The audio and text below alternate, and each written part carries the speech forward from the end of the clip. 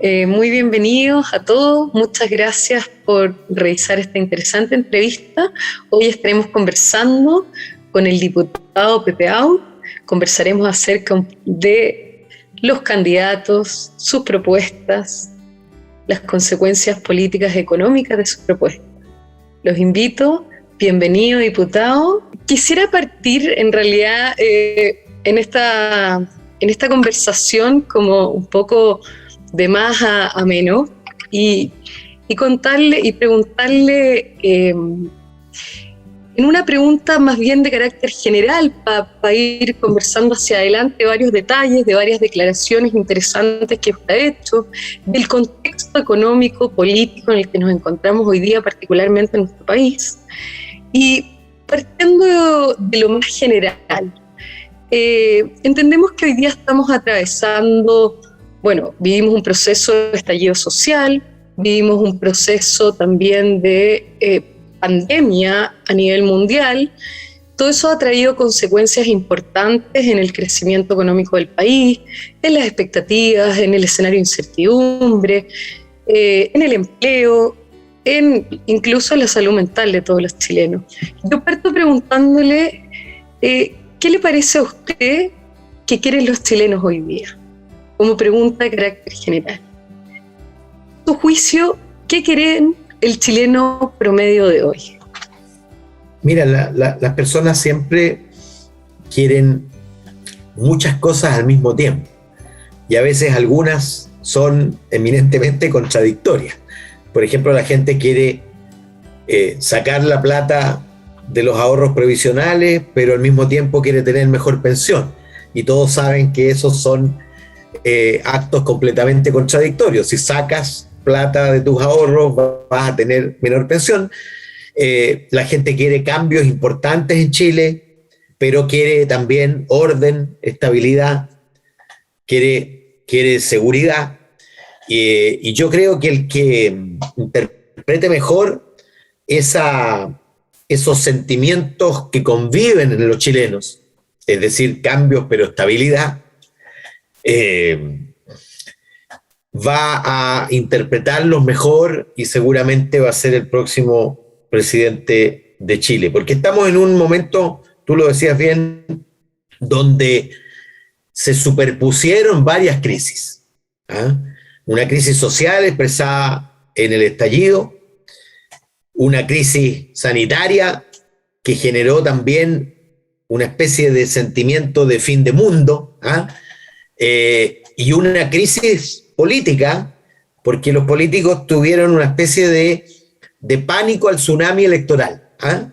Porque esta crisis era previa a una elección y el estallido de alguna manera les dijo: ustedes están sin sintonía con la sociedad. Entonces se dedicaron después del estallido a buscar desesperadamente la sintonía y dando palos de ciego, como se dice, haciendo cosas que están completamente fuera de la Constitución, cosas que están fuera de la lógica incluso, ¿ah? Como vaciar los ahorros destinados exclusivamente para las pensiones. Entonces hemos estado en un momento de mucho desorden y los momentos de desorden generan la demanda de orden. Y yo creo que lo que empieza a predominar hoy día es eso, es la demanda de orden, la demanda de certezas, la demanda de crecimiento económico de nuevo, porque por un periodo pareció no importar, pero cuando empieza a notarse la inflación, cuando empieza a notarse el alza de tasas hipotecarias, la gente empieza a ver que puede no tener empleo el próximo año, en fin, pasa eso a ser prioritario. Entonces hoy día los temas prioritarios de la gente son el descontrol migratorio, la incertidumbre económica y del empleo, la violencia excesiva que se toma la calle y la tolerancia frente a la violencia de algunos, la inseguridad ciudadana que crece. Yo diría que eso ha ido tomando mucho más relevancia y reemplazando de alguna manera, no reemplazando, pero desplazando a la preocupación inicial por igualdad social, por cambios lo más rápidamente posible, por reemplazo de toda la élite. Y claro, empieza a jugarse esa contradicción entre la voluntad de cambio y el vértigo que genera el cambio. Y en eso estamos, diría yo. Ese es el escenario, para mí, un escenario complejo. Sin duda es un escenario de desafío, además para los próximos candidatos. A propósito de eso, lo vi con algunas declaraciones bien interesantes y sus votaciones al respecto, un poco defendiendo la institucionalidad, primero que tiene que ver con el presidente y los impactos que generan la incertidumbre, y en otro ámbito también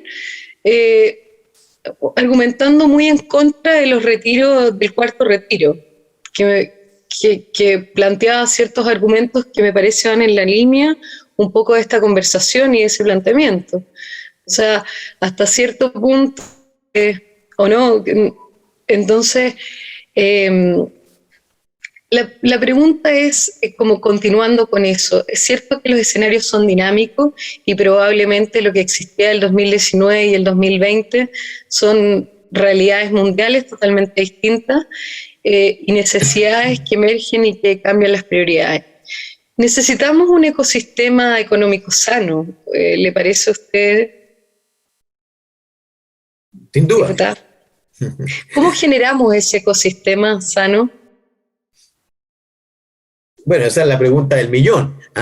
Es verdad, el que la responda íntegramente seguramente va a conducir el país, porque son muchas las variables que hay que meter en juego. Porque no hay ecosistema sano si la insatisfacción y el resentimiento es muy grande, y el sentimiento de abuso es muy grande. Y por lo tanto tú tienes al mismo tiempo que acometer ciertos cambios importantes, y yo creo que quizás los más importantes sean al nivel de la cultura y de las relaciones sociales. Yo creo que Chile explotó en parte porque el gran desarrollo que tuvo y la gran modernización e incorporación de la gente al consumo no se correlacionó adecuadamente por un cambio cultural relevante. Y de alguna manera Chile sigue siendo el país segregado, el país donde claro, se hizo muy evidente el contraste entre la promesa del desarrollo, es decir, la igualdad de oportunidades, y el carácter, si tú quieres, oligárquico, de castas, del sentimiento de aquel que surgía y adquiría consumo y se compraba auto y vivienda, qué sé yo, pero igual era segregado. De que cuando yo llegué a la universidad dejó de ser la tarjeta de ingreso al mejoramiento económico. Estoy diciendo, no yo, sino que a las personas le dijeron, mire, la educación es el vehículo para que usted salte socialmente. Y bueno, el carné de profesional universitario valía 100 y hoy día vale 10. ¿Me entiendes? Sobre todo si estudiaste en una universidad que no tiene acreditación, que la pagaron malamente, además se endeudó la familia para sacarlo, y al final la diferencia es que ese papel que tiene esa familia para ese hijo que se esforzó no vale lo que creyeron ellos que valía esa acreditación. Ahora, eso es propio de países que se desarrollan muy rápido. Y cosas que eran muy elitistas se convierten en cosas masivas. Es obvio que en mi generación, cuando yo estaba en la universidad, era solo el 8% de la gente de mi edad. Hoy día es casi la mitad. Entonces nosotros éramos parte de una élite, y hoy día la gente que está en la universidad ya no es parte de una élite. Y evidentemente entonces tú tienes universidades de distintas calidades y que te entregan distintos carnés para progresar en la vida. Y eso genera mucho resentimiento, porque fíjate que no son los pobres los que estallaron principalmente, es esa clase media emergente la que fue protagonista de ese estallido. Volviendo un poco al análisis inicial, donde nosotros decimos, bueno, ok, existen molestias, existió un estallido, y hoy día ese escenario dinámico cambia. Queremos crecimiento, queremos empleo, queremos estabilidad, queremos orden. A lo mejor, como tratando de extraer un poco, quiero ir a trabajar, volver a mi casa, saber que voy a tener una cantidad de ingresos, vivir tranquilo. Efectivamente, que no existan una serie de cosas que me molestan. Vi unas declaraciones, hay varios candidatos, hoy día pareciera ser que hay 4, un poco, digamos, en los primeros 4 lugares, 2 que marcan encuestas un poquitito más altas, con posiciones a lo mejor muy distintas. Hace muy pocos días, en el fondo muy pocas horas ya casi, vi en algunas declaraciones un apoyo al candidato Gabriel Boric, suyo. ¿Cómo calza todo este crecimiento, orden, con su programa, con lo que él proyecta, con lo que él comunica? ¿Cómo hacemos ese calce respecto a otros candidatos? ¿Cómo calzamos eso tan...? Bueno, lo que pasa es que estamos en una situación, diría yo, polarizada, donde desapareció el centro. La candidatura de centro nunca tuvo siquiera vocación de instalar una opción, y por eso Jasna Proboste no creció y no se abrió un espacio real, porque francamente no era muy distinto a lo que proponía el candidato más radical, que es Gabriel Boric, y por lo tanto se diluyó su opción. Sichel desapareció, finalmente yo creo que está compitiendo por el 4º lugar con Franco Parisi.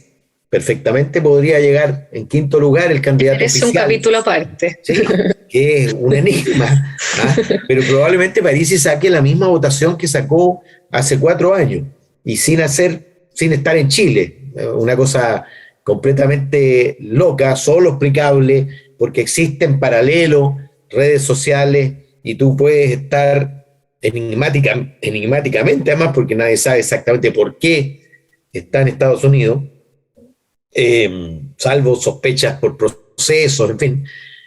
Sin embargo, sigue marcando igual o incluso un poquito más que el candidato oficial de los partidos de Chile Vamos. Imagínate tú lo inexplicable que eso resulta. Tiene que ver con estos tiempos de confusión y con estos tiempos en que la gran mayoría de la población no se define en términos ideológicos ni políticos. Más de la mitad de las personas no se ubica. En las encuestas se resiste a ubicarse en el eje izquierda-centro-derecha. Y más del 80% de las personas declara no tener simpatía ni preferencia por ningún partido político. No se siente ni cerca ni simpatiza. Entonces, claro, está mucho más atento a las respuestas que entregan los distintos candidatos respecto de las preocupaciones principales para cada persona. Y por eso que se explica que alguien como Kast tenga la posición que tiene hoy día, a pesar de que el apruebo sacó 78%, a pesar de que las elecciones de mayo fueron muy malas para la derecha, un candidato que está a la derecha de la derecha oficial, ¿puede relacionar, que está punteando en las encuestas? Disculpe la interrupción, ¿se puede relacionar eso con el desempeño que ha habido en la Convención Constitucional? ¿Hay alguna asociación ahí o no? Sí, por supuesto, o sea, son los excesos en la dirección del estallido, digamos. O sea, el estallido genera una circunstancia, un clima determinado, y algunos creen que eso significó un viraje radical de la sociedad chilena. Y la verdad es que no era un viraje radical de la sociedad chilena. La sociedad chilena sigue demandando lo mismo que demandaba antes. Y confundieron muchos una votación de octubre del 2020 crítica a los partidos políticos lo leyeron como si fuera una demanda de cambios radicales, urgentes y completamente, diría yo, sísmicos casi. ¿Ah? Y entonces, ¿qué pasó? La gente, obviamente, todo movimiento genera su reacción.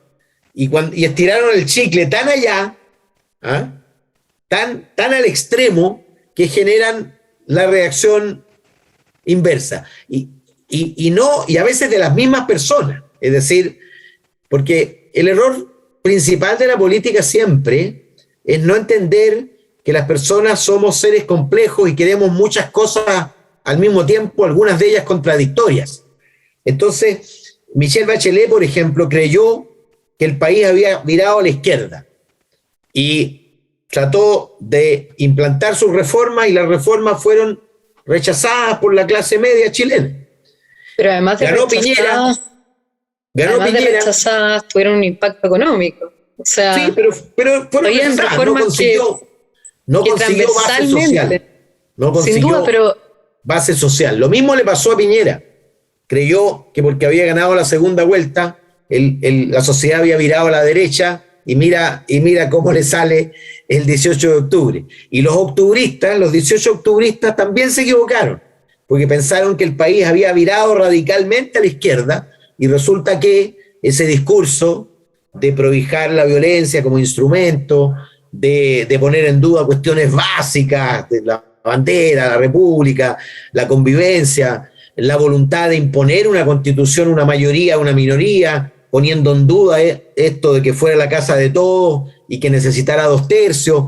En fin, todo eso obviamente lleva a la reacción inversa. Y eso es lo que estamos viviendo. Y por eso que hoy día tienes una situación equilibrada. Los dos polos están más o menos del mismo tamaño y mi pronóstico es que van a pasar Boric y Kast y vamos a tener una elección de infarto. Y yo espero que cualquiera que gane no cometa el mismo error que cometieron los anteriores de creer que porque ganaron el país viró en alguna dirección. El país quiere al mismo tiempo cambios, fin de abusos, más igualdad, pero quiere continuar con el desarrollo económico, quiere orden, quiere que el Estado de Derecho efectivamente se respete, quiere caminar seguro por la calle, en fin. ¿El candidato Gabriel Boric representa eso? Bueno, los dos candidatos tienen sus respectivos problemas. ¿Ah? El candidato Kast tiene su problema justamente de que muchos piensan que significa un retroceso cultural y al mismo tiempo que significa ignorar la demanda de cambios. Y por el otro lado, el problema de Boric es que mucha gente piensa, y con fundamento también, que quiere solo cambios y que no le preocupa y no tiene respuesta para la cuestión económica. Y yo te quiero decir que el que de los dos consiga el equilibrio entre ambas cosas, el mejor equilibrio entre ambas cosas, es el que va a gobernar. Pero usted apoya abiertamente a Gabriel Boric, o sea, considera en el fondo que a lo mejor se ajusta más a lo que serían las demandas de los chilenos, digamos. No, yo apoyo a Gabriel Boric, primero, porque yo nunca soy, ni he sido, ni seré de derecha, primero. Segundo, conozco a ambos, y obviamente me identifico mucho más. Probablemente Boric es más parecido a lo que yo era hace 30 años. Tiene, por supuesto, un camino de maduración, un camino de enfrentamiento con la realidad, y eso siempre lo da la necesidad de gobernar y el gobierno mismo. Obviamente yo no espero que Boric gobierne como ha sido en el Parlamento, pero claramente yo no podría, en esa disyuntiva, que yo sé va a ser la disyuntiva entre Boric y Kast, yo no me pierdo. O sea, no me identifica para nada la propuesta de Kast, el camino que ofrece, y yo creo que las dos son apuestas riesgosas, ¿ah? Pero mi convicción es que la probabilidad de estabilidad social con Kast es menor que con Boric. Basado en que primero Kast va a ser una minoría clarísima en el Congreso y por lo tanto va a estar en permanente tensión con el Congreso y no tiene dónde crecer. Va a tener a Chile Vamos, que va a tener un buen tercio del Congreso, pero no va a tener mayoría para ninguna de sus políticas. Pero eso es parte como un prejuicio a priori o parte como una realidad. No, es lo que va a ocurrir. O sea, yo estoy seguro que va a ocurrir eso, no van a cambiar las cosas, la derecha no va a ser mayoría en el Congreso y ellos tampoco esperan serlo. Este dicho que estoy diciendo lo comparten todos, de derecha, de izquierda y de centro, no va a tener mayoría. Segundo, se va a enfrentar a la convención de manera muy radical, en lugar de colaborar a construir los 2/3 para una constitución razonable. Y tercero, su posición frente a los organismos internacionales no la comparto para nada y creo que va a tener conflicto. Ahora, eso no significa que la propuesta de Boric no tenga su propia conflictividad, pero yo prefiero ¿cuáles, la conflictividad. ¿Cómo cuáles? Tiene primero que moverse desde su lugar para construir una mayoría en el Parlamento. Va a tener más espacio que Kast, porque tiene a la centroizquierda que va a tener disposición, pero en la medida que contradiga a Jadwe y se mueva varios milímetros desde su programa y tenga espíritu de diálogo, disposición a conversar y a articular consensos más amplios y no a imponer el programa que convino con el Partido Comunista, y ese es un desafío grande, pero si él quiere tener éxito, y obviamente todos quieren tener éxito, tiene mejores posibilidades de tener.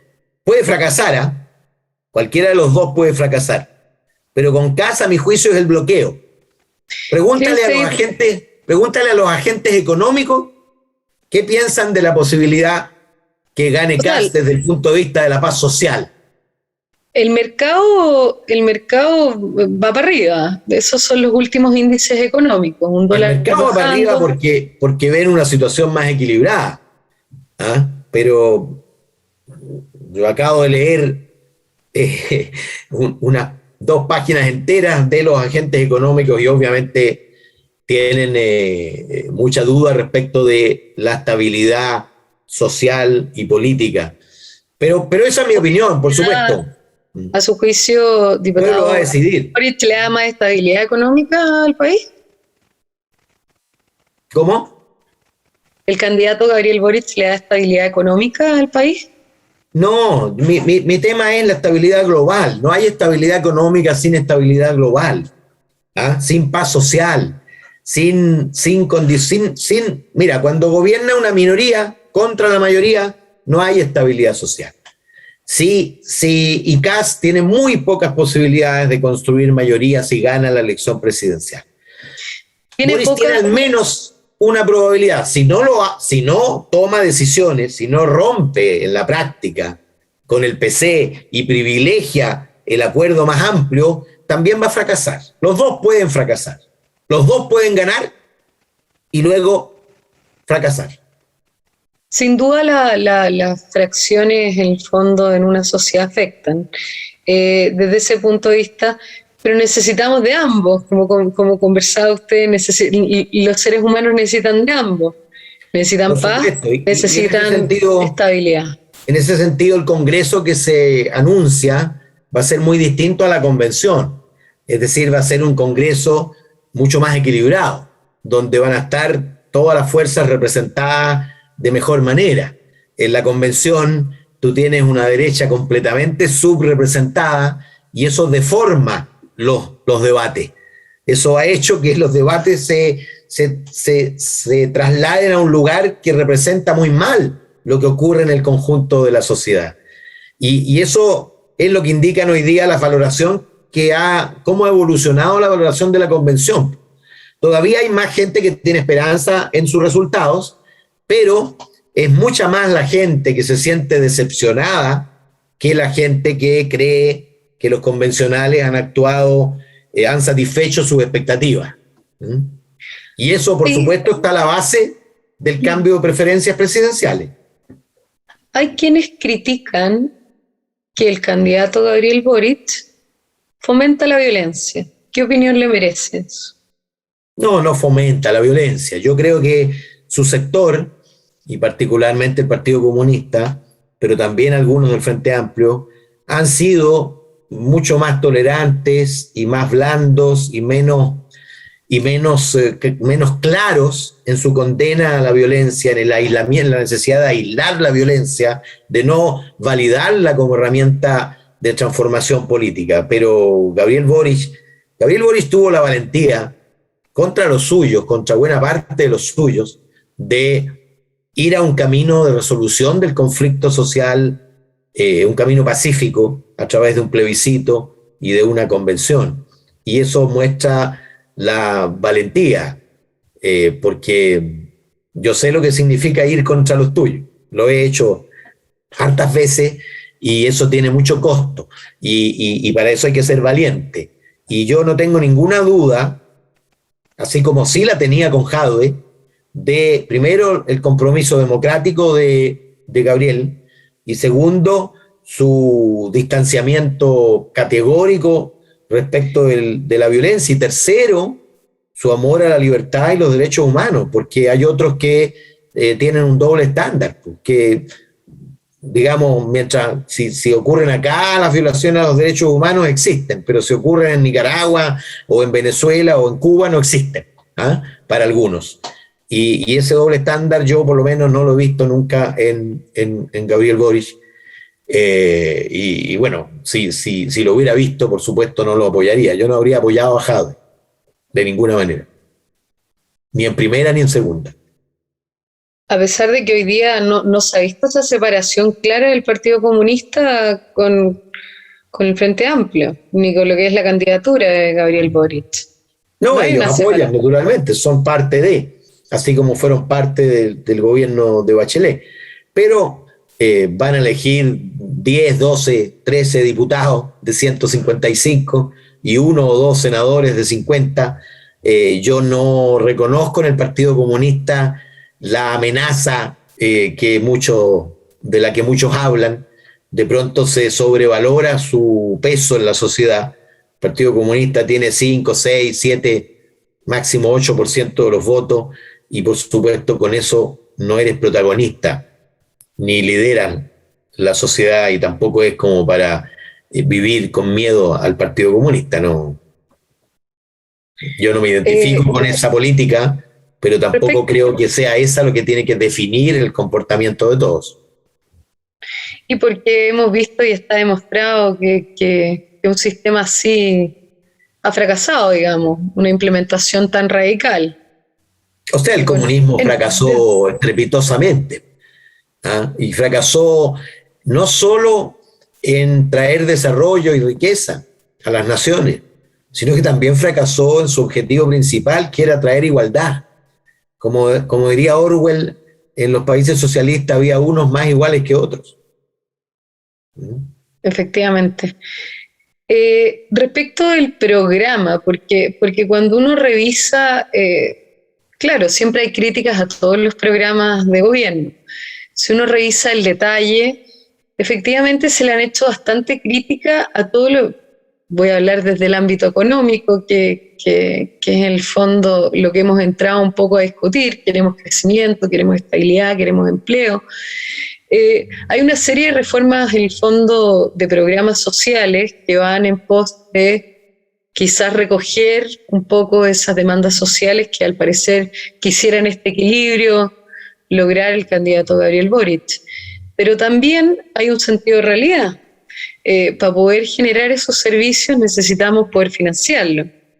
Y en esas reformas, en el fondo, existen muchas reformas tributarias, a las exenciones, distintas alzas de impuestos en direcciones, donde mucho se ha hablado en los estudios que la verdad, al final del día pareciera ser que el crecimiento es el mejor recaudador de impuestos que la intervención en las tasas. Por ahí hay toda una discusión que podríamos, diputados, estar toda la tarde, pero...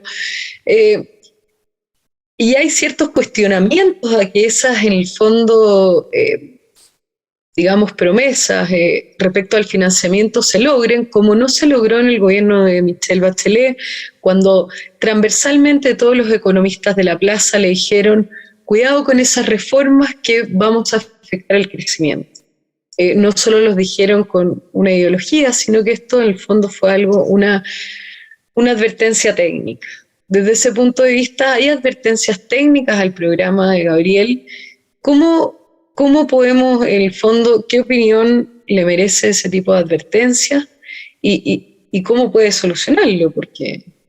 Bueno, primero las advertencias técnicas no son solo técnicas, son también ideológicas, son de enfoque, porque hay técnicos que obviamente están con un programa y hay técnicos que están con el otro. Ahora es cierto, creo yo que a Boric le falta el énfasis en el crecimiento, claramente, así como a Kast le falta el énfasis en resolver la problemática social, porque él está proponiendo rebajar los impuestos, lo que finalmente va a significar menores ingresos, y es muy difícil, bajando impuestos, ampliar la cobertura social. Es muy difícil tener pensión básica universal, que es lo que proponen varios candidatos, sin incremento de la recaudación. Ahora, obviamente, el crecimiento es absolutamente indispensable, pero está, y es mundialmente conocido, que la cobertura, la tasa global de recaudación fiscal crece con el desarrollo. La tasa de recaudación es mayor cuando tú tienes más desarrollo, porque crecen las demandas además. Las demandas hace 20 años, hace 20 años la demanda era por tener escuela, hoy día es por tener calidad de la educación. La demanda hace 20 años era por tener un consultorio, hoy día es porque el consultorio tenga un especialista y tenga un escáner, y tenga conexión directa con no sé qué. En fin, o sea, crece la demanda con el desarrollo. Y crece, además, yo creo que el estallido tiene que ver con que la expectativa y la demanda crece más rápido que la economía. Crece más rápido y por eso las rebeliones ocurren en países que crecen, ¿no? No en países, mira, no es, aunque parezca contraintuitivo, no aparecen las revoluciones y las revueltas y la explosión social en países que van para abajo. Normalmente es en países que se han desarrollado muy rápido, que hicieron crecer las expectativas, pero siempre las expectativas crecen más rápido que el desarrollo económico, y particularmente cuando el desarrollo económico empieza a ralentizarse, las expectativas no se ralentizan, las expectativas siguen disparándose. Y hay un momento en que las expectativas y la realidad se chocan y se produce la explosión. Entonces, tú tienes razón, tiene déficit el programa de Boric, pero yo tengo razón, tiene déficit el programa de Kast. Y obviamente ninguno de ambos, si ganara, podría realizar enteramente su programa, porque tiene que llegar a acuerdos con todos los actores. Y si la sociedad no avanza sobre la base de acuerdos, termina retrocediendo. Eso es por lo menos la enseñanza que yo he sacado de mis años de participación en esto. Cuando tú no avanzas con solidez, con acuerdo, esos avances finalmente terminan haciéndonos retroceder. Y ahí está lo que yo digo. Yo apuesto a la maduración de el liderazgo de Gabriel Boric, pero, por supuesto, puede fracasar. Ahora, acá lo conozco mejor y no me identifica su mesianismo, ni su conservadurismo. Más bien me distancio mucho de eso. Perfecto. Y a propósito de los consensos, lo veía también con unas declaraciones diputados acerca de las votaciones del cuarto retiro. Ahí no había mucho consenso en las líneas políticas. Mira, lo más patético de eso, y lo que más me genera desesperación y desesperanza, es el doble discurso. Es la falta de relación entre tus convicciones personales y tus votos. Y ver a un senador con el que yo tuve mucha relación de complicidad en la Cámara de Diputados, y que es serio, que es consistente, que tiene una posición definida, como Carlos Montes, argumentar de manera sólida y contundente contra el cuarto retiro, pero a la última frase decir, pero voy a votar a favor. Y eso me genera tristeza y desesperanza, porque la gente tiene que votar de acuerdo a sus convicciones. Y hubo varios senadores que explicaban lo malo que era esa política, pero luego decían, pero por razones electorales voy a votar a favor. Y francamente, nunca una razón Gabriel electoral... Boric. ¿Ah? Incluso Gabriel Boric. Incluso, por supuesto, yo en mi discurso de rechazo al cuarto retiro le dije al presidente de la Cámara, presidente, usted sabe, yo estoy con Gabriel Boric. Y dejé una pausa, pero con el Boric que hace 2 semanas fustigaba a los irresponsables de seguir desangrando los ahorros previsionales. No al Gabriel Boric que, sabiendo las consecuencias de esta política, termina plegándose por razones electorales, porque sus aliados en el Frente Amplio le dicen que no pueden votar en contra. En fin, yo por supuesto con eso no comulgo. Con eso no comulgo. No, y me parecería muy impropio que se convierta en un tema en la segunda vuelta, porque es casi pariente del cohecho. ¿Ah? Si yo gano, va a haber retiro y usted va a tener plata en el bolsillo; si yo pierdo, no. Eso se llamaba cohecho antes, cuando a la gente le entregaban un zapato a la entrada del local y el otro zapato a la salida, se había votado por el candidato que pagaba. El cohecho moderno. Interesante la analogía. Estamos en un desafío importante. Nos queda para adelante como lo plantea de manera muy clara, diputado. ¿Quién va a lograr, quién calza, y en esto, quién calzará mejor con lo que la gente quiere? Lo dirán finalmente las elecciones, está claro. Le quiero agradecer en el fondo su claridad, su propuesta, sus definiciones, que siguen siendo jugadas, porque a pesar de apoyar un candidato, tiene la objetividad de hacer las críticas que corresponden, y eso también es válido. Y en el fondo a nosotros nos interesa siempre entregar opiniones y miradas para que todos tengan un poco de información de quiénes están más cerca, de quiénes están dentro, de quienes tienen la experiencia también desde el lugar que han estado ustedes, de cómo podemos avanzar a desfraccionar este país que parece haberse fraccionado, digamos, profundamente, pero que los dinamismos y las pandemias y todo lo que nos ha puesto nos ha planteado nuevos desafíos también. Le quiero nuevamente agradecer esta entrevista, el tiempo y sus palabras, y lo esperamos en otra oportunidad, diputado, para conversar con nosotros, y quizás post elecciones sería primera y segunda, primera y segunda, puede ser. Déjame decirte algo, que cualquiera que gane, Kast o Boric, va a tener que moverse desde su confort y su posición para ganar primero y luego para gobernar. No va a poder gobernar desde su exclusiva perspectiva. Tiene que hacerse cargo de las necesidades del conjunto.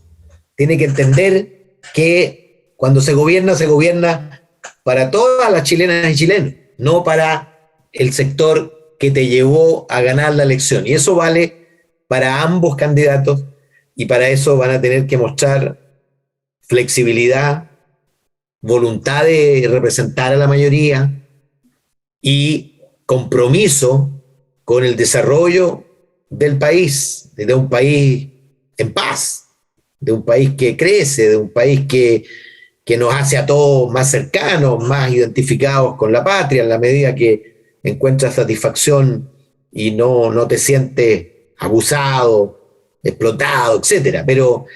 Pero nosotros hemos retrocedido mucho, creo, en ese sentimiento, en el sentimiento de unidad nacional, a propósito de Sí. lo que les da a ustedes nombre, que es un buen propósito y que deberíamos compartir todos. Así que muchas gracias por este espacio. A usted por la entrevista, un gusto. Chao, chao. Nos vemos en otra oportunidad igual. Okay. Chao, chao. Gracias.